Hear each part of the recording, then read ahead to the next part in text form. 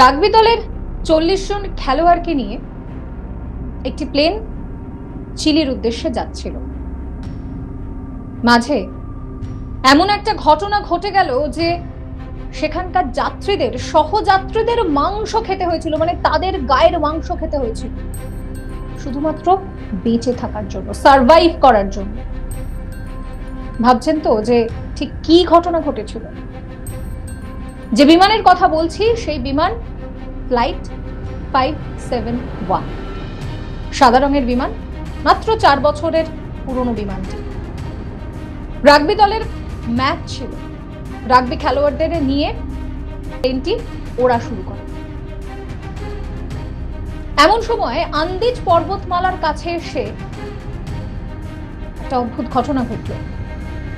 সেই ঘটনা সম্পর্কে আপনাদের জানাবো, তবে তার আগে আপনাদের মনে করিয়ে দিই, সাবস্ক্রাইব করতে ভুলবেন না আজ তাক বাংলার ইউটিউব চ্যানেলকে, এবং একই সঙ্গে ফলো করবেন আজ তাক বাংলার হোয়াটসঅ্যাপ চ্যানেলে। তো যে বিষয়টা বলছিলাম, ফ্লাইটে সেই সময় 40 জন খেলোয়াড় রয়েছেন আর 5 জন বিমানের ক্রু। চলছে প্লেনের মতো। সেই সময় মেন যে পাইলট, তার নাম হচ্ছে ফেরেন্দাস, আর তার সঙ্গে যিনি ছিলেন অর্থাৎ কো পাইলট, তার নাম লেগুরেরা। যেই সময়ের দুর্ঘটনার মুখে বিমানটি পড়ে সেই সময় লেগুরেরার হাতেই বিমানের কন্ট্রোল ছিল। তিনি শিখছিলেন কিভাবে চালানো যায়, কি করা যায়। তো একটা সময় বিমানের যাত্রীরা তারা বুঝতে পারেন যে বিমানটা ভীষণভাবে পাহাড়ের একেবারে কাছাকাছি চলে এসেছে, ওয়েদার প্রচন্ড খারাপ। 1972 সালের 12ই অক্টোবর প্লেনটি তার জার্নি শুরু করে। প্রচন্ড আবহাওয়া খারাপ হওয়ায় পাইলট ঠিক করেন যে না, এইভাবে চালানো সম্ভব নয়, তারা ওয়েট করেন।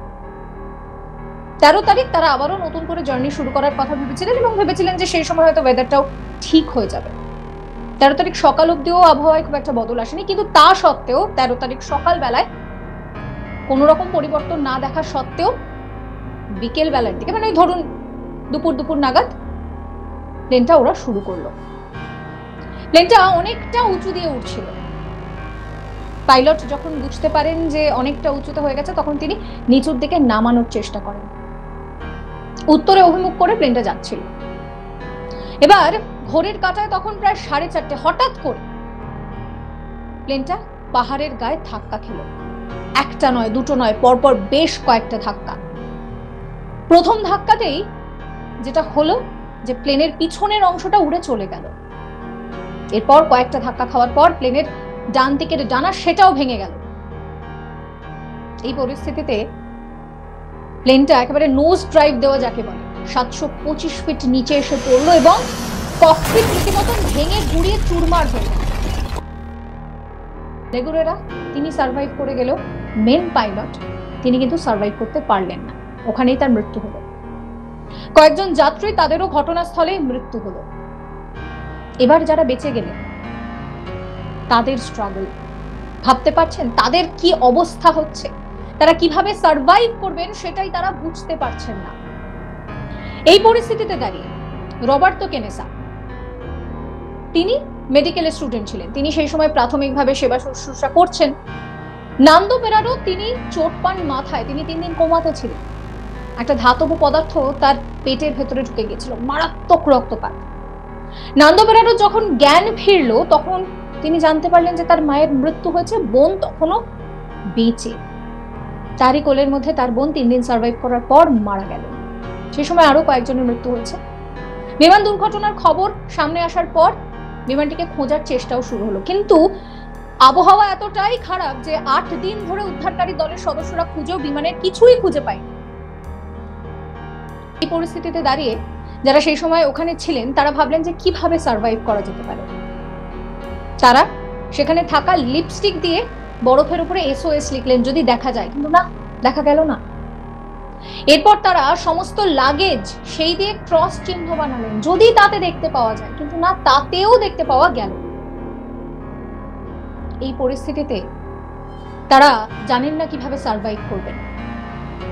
থাকার জন্য কোনো মতে তারা ওই বিমানের ভাঙা অংশের মধ্যেই কিছু করে একটু থাকার চেষ্টা করলেন। তাদের কাছে স্নো বুট নেই, তারা সিট কুশন পায়ে বেঁধে থাকলেন। এই ফ্লাইটের যাত্রীদের সঙ্গে আর কি কি হয়েছিল অবশ্যই আপনাদেরকে জানাবো, কিন্তু তার আগে আপনাদের বলি যে একটা জাহাজ রয়েছে, জানেন তো, যে জাহাজটা আজও সমুদ্রের তলায়, তাকে বের করে আনা যায়নি। কেন বের করে আনা যায়নি সেই গল্প জানার জন্য অবশ্যই টাইটানিক ডুবে যাওয়া এবং তার না সামনে আসার যে কারণ, যে রহস্য, সেগুলো জানার জন্য অবশ্যই আই বাটনে লিংক দেওয়া আছে, সেখানে ক্লিক করে ভিডিওটা আপনারা দেখতে পারবেন। ভিডিও ভালো লাগলে লাইক করবেন, শেয়ার করবেন। আবারও যে বিষয়টা বলছিলাম, এই পরিস্থিতিতে দাঁড়িয়ে যে কজন বেঁচে রয়েছেন তারা একদিন রাত্রিবেলা ঘুমাচ্ছেন, হঠাৎ করে আরো একটা তুষার ঝড় আর কেড়ে নিল বেশ কয়েকজনের প্রাণ। এমন পরিস্থিতিতে তাদের কাছে খাবার নেই, কি খাবেন? তখন তারা ঠিক করলেন যে মৃত সহযাত্রীদের মাংস খাবেন। তারা কি করবেন? বেঁচে তো থাকতে হবে, সার্ভাইভ তো করতে হবে। চারিদিকে তো শুধু বরফ বরফ আর বরফ, আর কিচ্ছু নেই। রবার্তো কেনেসা প্রথম তার সহযাত্রীর মাংস খেয়েছিলেন, তারপরে বাকিরাও খেয়েছিলেন। কিন্তু এই পরিস্থিতিতে দাঁড়িয়ে সবাই বুঝতে পারলেন, বিশেষত নন্দো পেরাডো, তিনি বুঝতে পারলেন যে এইভাবে তো থাকা যাবে না, সাহায্য চাইতে হবে। তিনি পশ্চিমের পাহাড় দেখে ঠিক করলেন সেই পশ্চিমের পাহাড়ের উদ্দেশ্যে যাবেন। তারা জার্নিও শুরু করলেন, কিন্তু সমস্যা এখানেও আছে। এক তো আবহাওয়া খারাপ, দ্বিতীয়ত তাদের কাছে এইরকম পাহাড়ে চড়ার কোনো এক্সপিরিয়েন্স নেই, কারণ তারা সবাই বেশিরভাগই সমুদ্র উপকূলে থাকার মানুষ। তারা এত ঠান্ডাও নিতে পারছেন, কম্পাস নেই তাদের কাছে। আর সেই সময় তাপমাত্রা প্রায় -30°C কাছাকাছি। তাও তারা হাঁটা শুরু করলেন, কিন্তু বেশি দিন তারা হাঁটতে পারলেন না। তাদেরকে ফিরে আসতে হলো এবং ফেরার পথে তারা আবার একটা তুষার ঝড়ের মুখে পড়লেন। এরপর তারা একটা টেন্ট মতন বানিয়ে, যেটাকে টেন্ট ব্যাগ বলে, সেরকম একটা ব্যাগ বানিয়ে নিয়ে তারা আবার জার্নি শুরু করলেন। এবং এই সময় তারা তাদের বিমানের ভেঙে যাওয়া অংশটা দেখতে পেয়েছিলেন, যেখানে কিছু চকলেট, মাংস, টুকটাক খাবার, এগুলো তারা পেয়েছেন এবং সেগুলোকে সঙ্গে নিয়ে তারা আবার জার্নিটা শুরু করলেন, কারণ বাকি যাত্রীদের বাঁচাতে হবে।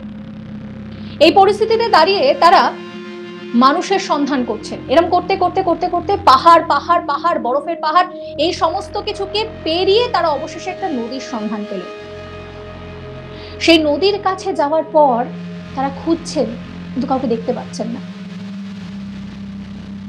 রবার্তো কেনেসা সেই সময় একজনকে দেখতে পেলেন। তিনি খুব করে ডাকলেন, কিন্তু কি বলুন তো, ওই যে ভাগ্যের ফের, নদীর আওয়াজে কিছু শোনা যায়নি। কিন্তু উল্টো দিকের মানুষটা, তিনি বুঝতে পেরেছিলেন যে কেউ একটা কিছু বলছে, সাহায্য চাইছে। তিনি তখন দূর থেকে একটা কাগজ এবং একটা পেন্সিল পাথরে ছুঁড়ে দেন উল্টো দিকে নন্দো পেরাডো এবং কেনেসাদের কাছে। এই সময় তাদের সঙ্গে আরো একজন ছিলেন, ভিনজেন্টিন। তিনিও রীতিমতন মৃত্যু কামনা করছেন, পারছেন না। তো পেরাডো পুরো বিষয়টা চিঠিতে লিখলেন যে এইরকম একটা ফ্লাইট দুর্ঘটনার মুখে পড়েছে, এইরকম যাত্রীদের মৃত্যু হয়েছে, আমাদের কাছে খাবার নেই, আমরা হাঁটতে পারছি না, আমরা ভীষণ টায়ার্ড হয়ে পড়েছি, আমাদের সাহায্য লাগবে। তো চিঠিটা দেখে যে ভদ্রলোক এই উদ্যোগটা নিয়েছিলেন, তিনি অবাক হয়ে গেলেন, যেও সম্ভব এইরকম একটা পরিস্থিতিতে এত বড় একটা ফ্লাইট দুর্ঘটনা, এখনো এরা বেঁচে আছেন। শুধু যে তারা বেঁচে আছেন তা নয়, তারা বাকিদেরকেও বাঁচানোর উদ্যোগ নিচ্ছেন। এই বিষয়টা তিনি চিলির হাইকমান্ডকে জানান। এরপর চিলি প্রশাসন উদ্যোগ নেয়, কেনেসাদেরকে সেই সময় ঘোড়ার পিঠে করে উদ্ধার করা হয়। এই বিষয়টা জানার পর জানেন, বাকিদের যাত্রীদেরও উদ্ধার করা হয়েছিল, কিন্তু 72 দিন তারা এইভাবে কাটিয়েছিল। কিন্তু একটা বিষয় আছে, এই যে মানুষের মাংস খেয়ে নেওয়া, তার জন্য তাদেরকে যথেষ্ট সমালোচিত হতে হয়। অনেকে তো তাদের নরখাদকও বলেছিলেন। এই পরিস্থিতিতে দাঁড়িয়ে কেনেসা প্রায় 44 কিলো ওজন হারিয়ে ফেলেছিলেন, আর তারা ওইটুকু সময়ের মধ্যে প্রায় 61 কিলোমিটার হাইকিং পর্যন্ত করে ফেলেছিলেন। কিন্তু সত্যি সার্ভাইভ করতে গেলে কত কষ্ট করতে হয় আপনারাই ভাবুন। আপনারা এই ভিডিও সম্পর্কে আপনাদের মতামত নিচে কমেন্ট সেকশনে কমেন্ট করে অবশ্যই জানাবেন। ভিডিও ভালো লাগলে লাইক করবেন, শেয়ার করবেন, সাবস্ক্রাইব করবেন আজ তাক বাংলার ইউটিউব চ্যানেলকে এবং একই সঙ্গে ফলো করতে ভুলবেন না আজ তাক বাংলার হোয়াটসঅ্যাপ চ্যানেলে।